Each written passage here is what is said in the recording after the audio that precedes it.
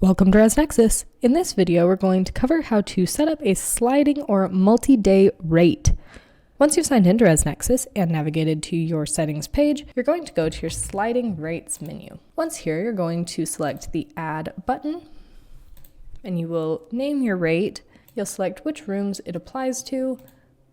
You can do this by all units, class, or one specific room, and you'll enter the date range.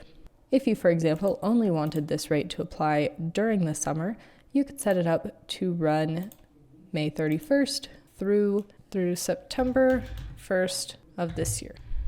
You'll then select how many guests this applies to. So you, for example, could say this only applies if they have 4 or more guests, and you'll set it up by how many nights they have to purchase. You'll then select what they receive when these conditions are met. For this example, we are going to give them $30 off per night. You have additional options to set it up as a standard rate, which will cause it to apply on the same dates each year. You can set it up as a monthly rate, and it will automatically adjust for months of varying length. You can allow the rate to be applied after this rate is scheduled to end if the stay is consecutive, and allow this rate to be applied multiple times. For example, allow the rate to be applied to each week of a multi-week stay. Once you've got all your settings in there, you will select Save. And that's how you set up a sliding or multi-day rate using sliding rates in ResNexus. Thanks for learning more about ResNexus.